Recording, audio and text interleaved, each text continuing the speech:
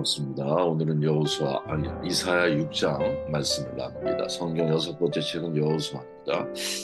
이사야 6장 8절 말씀을 제가 읽을게요. 내가 또 주의 목소리를 들으니 주께서 이르시되 내가 누구를 보내며 누가 우리를 위하갈까 하니 그때 내가 이르되 내가 여기 있나이다 나를 보내서 사였더니 여호와께서 이르시되 가서 이 백성에게 이르기를 너희가 듣기는 들어도 깨닫지 못할 것이요 보기는 보아도 알지 못합니다 하여 이 백성의 마음을 둔하게 하며 그들의 길을 막히고 그들의 눈이 감기게 하라. 염려하건대 그들이 눈으로 보고 귀로 듣고 마음으로 깨닫고 다시 돌아와 고침을 받을까 하노라 하시기로. 상당히 복잡한 말씀이죠. 하나님의 마음을 깨달으라는 제목으로 말씀 나누도록 하겠습니다. 내가 누구를 보내면 누가 우리를 위하여 갈고 그랬더니 이 음성을 들은 이사야가 반응하죠. 자원합니다. 내가 여기 있나이다. 나를 보내소서. 하나님께서 죄악에 빠진 백성을 구원하시려고 하는 당신의 뜻을 이사야서 전체의 사실은 드러내고 계시죠. 지난 시간까지 묵상했던 1장에서 5장까지의 유다와 예루살렘에 관한 이사야의 계시가 나오잖아요. 그 계시에 의하면 유다의 죄악성을 지적하시고 심판이 임박했음을 경고하죠. 그러나 동시에 회복에 대한 소망의 메시지를 전해주기도 하거든요. 이 회복의 영광은 누가 경험하느냐? 죄를 깨닫고 돌아서는 자들에게 주어진다. 이런 결론적인 우리가 너무나 익숙한 그죠? 그런 이야기들이죠. 다시 말하면 여호와께서는 그 계시에 당신이 사랑하시는 백성이 당신의 법도에서 벗어나는 것을 경계하시는 한편 그들이 심판을 면할 길을 제시하고 있다는 거죠. 스랍이 하나님 이사 예언사 부르실 때 성전에서 하나님 보면서 함께 봤던 천사들을 스랍이라고 그러잖아요. 제단에 숯을 가지고 이사야의 입을 대잖아. 악을 제거하는 거죠. 마치 이것처럼 이스라엘 백성에게도 이것이 필요하다라는 것을 하나의 예시적인 사건으로 보여주고 계시는 거죠. 우리를 주목하게 하는 것이 바로 10절 말씀인데 이 10절이 이렇게 말합니다. 이 백성의 마음을 둔하게 하며 그들의 귀가 막히고 그들의 눈이 감기게 하라. 염려하건대 그들이 눈으로 보고 귀로 듣고 마음으로 깨닫고 다시 돌아와 고침을 받을까 하노라. 염려하건대 고침을 받을까 하노라. 이 참 이게 괴로운 말이죠. 사실 이사야를 부르신 이유가 뭡니까? 그들을 돌이켜서 하나님께 돌아오게 만들기 위함이잖아요. 그런데 이 내용만 놓고 보면, 이 내용을 그냥 표면적으로 놓고 보면, 하나님의 염려가 뭡니까? 그들이 다시 돌아와 고침을 받는. 이런 걸 바로 여러분, 사실 아이러니라고 말합니다. 아이러니. 수사법에 반어법이라는 게 있잖아요. 반어법이라는 게 아이러니라고 말이거든요. 어떤 사람이 실제로 반대되는 말을 했을 때 그 반대로 표현된 말을 반어법적 진술이다 이렇게 표현을 해요. 그 속에 숨은 속내가 있다는 거죠. 새벽에 나가보니까 날이 오늘 흐릴 것 같아요. 바람도 선선하고 선선하다라는 느낌이 들 정도로 비구름을 이제 비를 담고 있는 구름인 것 같아요. 오늘도 비가 오지 않을까? 아주 구준 날씨가 예상이 됩니다. 그런데 누가 갑자기 옆에서 참 좋은 날씨다 이렇게 말하면 물론 그런 날씨를 좋아하는 사람이 있을 수도 있으니까 단어적 표현이 아닐 수도 있지만 누가 보아도 보편적으로 구준 날씨야. 그런데 참 좋은 날씨다 이렇게 말을 한다. 이건 반어적이죠. 실제와 상반되기 때문에. 이와는 반대적인 표현이 또 있죠. 야, 세상에 저렇게 착한 사람은 없을 거야. 누가 이렇게 말을 해요. 근데 그 말의 대상을 알고 봤더니 아돌프 아이히만이야. 예를 들어서. 예. 그랬을 때, 야, 저렇게 착한 사람은 세상에 둘도 없어. 이 말은 착하다라는 것이 아니라 진짜 악한 인간이라는 거죠. 그죠? 그 반어법 속에 담겨 있는 진심을 봐야 한다는 거, 진실을. 그 반어법 속에 담겨 있는 진심을 보지 못하면 우리는 표면적인 것에 갇혀서 진짜 상대의 속내를 알지 못할 뿐 아니라 그 반어법 속에 담겨져 있는 진심이 무엇인지를 우리는 이해할 수 없다는 거죠. 고지고대로 받아들이면 안 된다는 거예요. 그래서 여호와께서 깨닫고 다시 돌아와 고침을 받을까 하노라. 이게 염려가 된다라고 말씀하셨을 때 이사야는 사실 이 표면적으로 이 말을 본다면 이 말을 고지고대로 만약에 받아들인다면 사명을 내려놔야 되는 거죠. 그죠? 아니면 다시 하나님께 물어야 되는 거 도대체 하나님의 마음이 뭡니까? 묻는 과정에 사실은 나와야 되겠죠. 그러나 이 말을 듣고 이사야는 전혀 그런 반응을 보이지 않은 이유가 있다면 이 말씀 속에 담겨져 있는 하나님의 마음이 무엇인지를 정확하게 이해하고 있다라는 거죠. 그죠?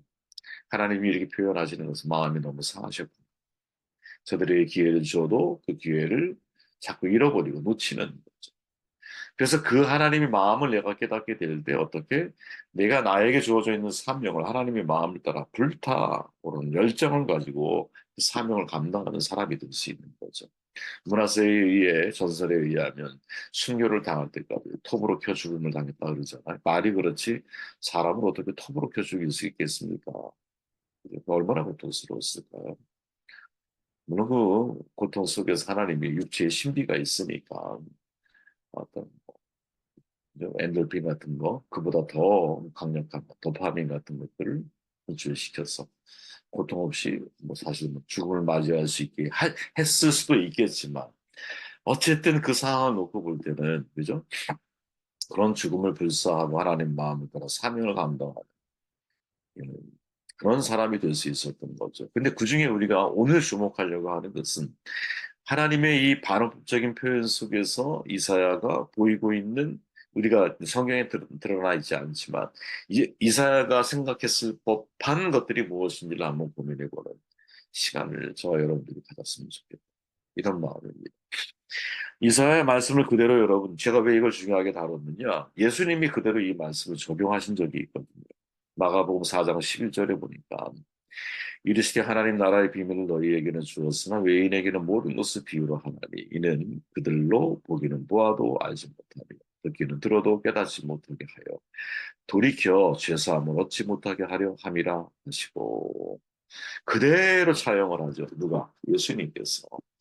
그럼 예수님이 이 말씀을 하시기 직전의 상황이 무엇이었느냐? 아주 고집스러운 사람들을 만난 거예요. 예수님을 믿지 않아 강한 반대에 부딪혔어요.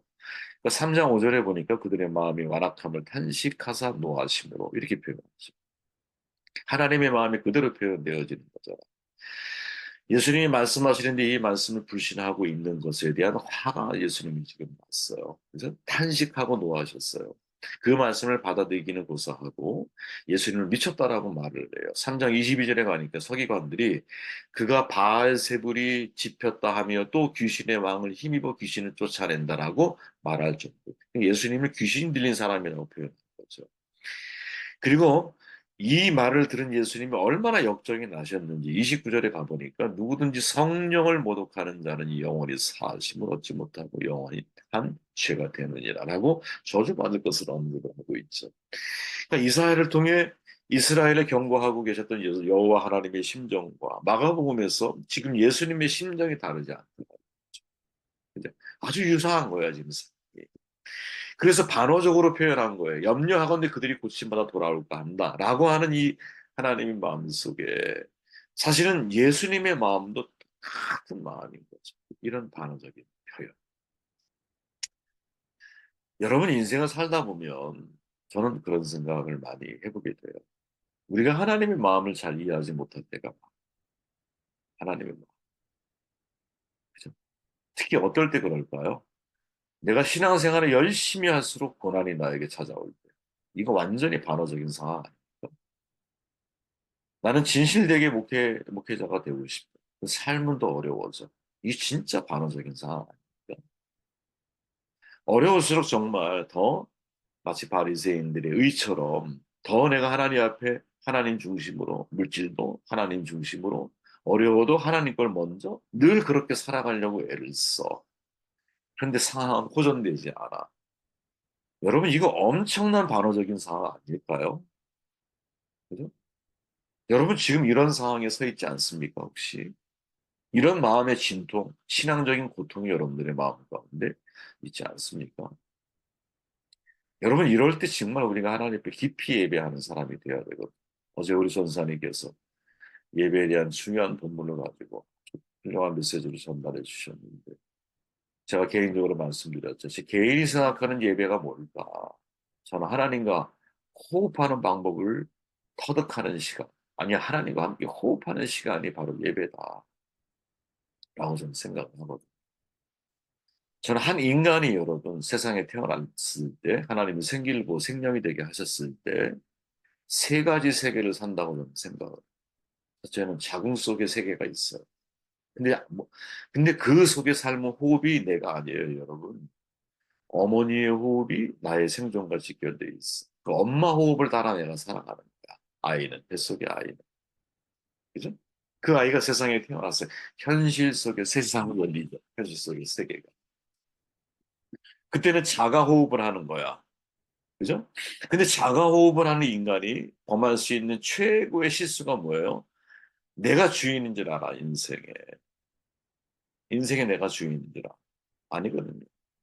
곧 우리는 이 세상을 떠날 때가 와. 그죠? 그게 죽음이야. 죽음이라는 것은 우리에게 선물이야. 그래서 왜? 야, 인간은 영원히 사는 게 아니구나. 영원한 분은 누구? 하나님 외에는 없구나. 그래서 진짜 지혜로운 사람은 자가호흡을 하며 인생을 살아가는 현실 세계 속에서 무엇? 천국 속의 세계를 살아가는. 그게 그리스도인인 거야. 그러면 그리스도인은 호흡을 어떻게 배워 나아가는 것이냐? 하나님과 함께 호흡하는 것을 배워가는 거지. 그게 예배라는 거야. 그게 예배. 찬양을 통해 하나님과 함께 호흡. 기도를 통해 하나님의 박자를 내가 맞춰. 말씀을 통해서 하나님의 이 생명이 무엇인지를 내가 경험을 해. 그래서 하나님과 내가 박자를 맞춰가는 삶의 박자를 호흡. 우리는 결국 생기가 불어넣어짐으로 생명이 된 존재잖아. 우리의 호흡이 사실은 성령의 호흡이잖아요. 성령이 내 안에 계신다면. 그죠? 그러면 우리의 삶이 어떤 삶이 되어져야 될까? 되게 명료해지는 거죠. 예배는 뭐예요? 하나님과 함께 호흡하는 그 호흡이 일상으로 연결되어져서 일상 속에서도 내가 하나님과 호흡하는 사람이 될 때 이게 진정한 예배자의 삶을 살아가는 거지. 항상 하나님을 내가 의식하면서 영원히 나와 함께 하겠다고 약속하셨고 나에게 생기, 바람을 주시는 분이고 인간의 숨이라는 건 들숨과 난숨으로 이어졌잖아요. 그죠? 들숨, 내가 내밀고 아니죠. 들숨은 마시는 거지. 죄송합니다. 들숨할 때 내가 성령의 길을 내가 받아서 호흡하며 인생을 살아가는 사람이 되어야 하는 거죠. 그죠? 이런 사람이 여러분 신앙생활을 해가는 과정, 하나님 마음을 더 깊이 알아가는 과정이에요. 예? 예배에 대해서 신학적인 이야기를 하고 싶지는 않아요, 저는.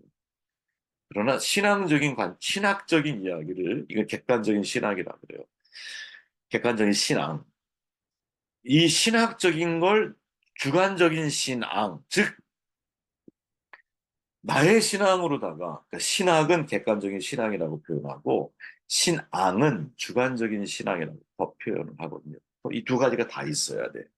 그러면 신학적으로 예배를 말할 거냐, 신앙적으로 예배를 말할 거냐. 저는 신앙적으로 예배를 말하고 싶거든요. 그럼 신앙적으로 예배를 말한다면 예배는 하나님과 호흡하는.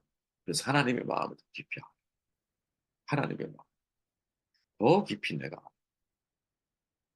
여러분 그런 은혜가 있기를 바라요, 여러분. 네. 아까 제가 말했죠. 성경의 여섯 번째 책이 여호수아, 이사야 6장. 그래, 여호수아와 연관된 일이 있다면 뭐가 있을까? 여호수아서는 여러분 가나안 땅 정복 과정을 소개하잖아요. 중앙에서 12지파, 12지파에서 각 가족으로, 즉 땅 분배가 마무리되어지는 과정 속에 공동체 사명에서 무엇으로? 가족 사명으로, 나아가 개인 사명으로 발전하거든요. 우리가 여호수아 읽어봐서 알잖아요. 그죠? 사명은 각각이야, 여러분. 군중신앙이 자기 신앙으로, 기생신앙에서 독립신앙으로 자라가야 돼. 이게 성숙해지는 거예요, 여러분. 나와 내 집은 여호와를 섬겨야 하듯이 나와 내 집은 각자의 사명을 감당해야 하는. 그래서 여호수아서는 한마디로 미션이라고 제가 말씀드렸어요. 미션. 그 앞에 신명기는 뭐 미셔너리, 사명의 길을 말한다면 여호수아서는 사명을 우리에게 강조하고 있다라고 제가 이야기했거든요. 자, 생각해 보십시오. 어떤 사람이 사명을 감당하는 사람이 되고 하나님의 마음을 깨달은 사람. 여호수아 갈렙과 나머지 10명의 정탐꾼의 특징 차이가 뭔지 아십니까? 여호수아 갈렙은 여러분 똑같은 광야를 지내면서 순종을 배운 사람들이야. 정탐을 통해서는 믿음을 배운 사람.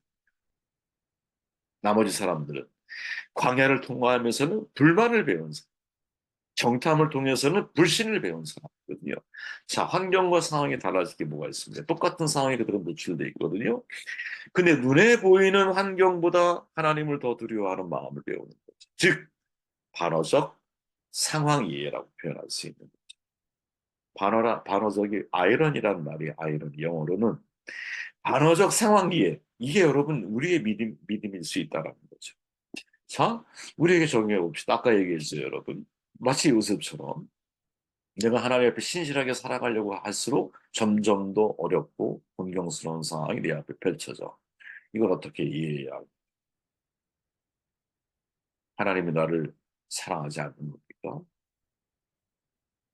불신으로 내가 반응해야 할 상황인가요? 아니죠. 형통 칼을 나으라고 하는 이 히브리어 단어는 뚫고 나아간다는 말씀. 뚫고 나아, 뚫고 나아. 즉 내게 주어져 있는 모든 어려움과 역경의 상황들을 나와 함께 하신 하나님을 내가 신뢰하고 믿는 가운데 뚫고 나아가. 이게 진짜 형통이에요. 저는 여러분 상황에 의해서 우리의 신앙이 흔들리면 안 된다고. 오히려 상황 속에 담겨져 있는 하나님의 진심을 보는 게 진짜 우리가 주목해야 할 신앙인의 시각이라고 저는 생각합니다. 우리의 상황이 비록 내 눈에 볼 때 절망적이 어려워. 하지만 여러분, 그 절망과 어려움, 상황 때문에 내 신앙이 흔들리는 게 아니라 그 상황이 어떠한 상황이라 할지라도 믿음의 시각으로 바라보면 그 상황은 아무것도 아니라는 것을 깨닫게 됩니다. 저 여러분들이 반어적 상황 속에서 하나님이 내게 강조하고 말씀하신 게 무엇인가? 이것을 깨닫고 더 단단해지는 신앙인으로 세워져 그런 은혜와 축복이 있기를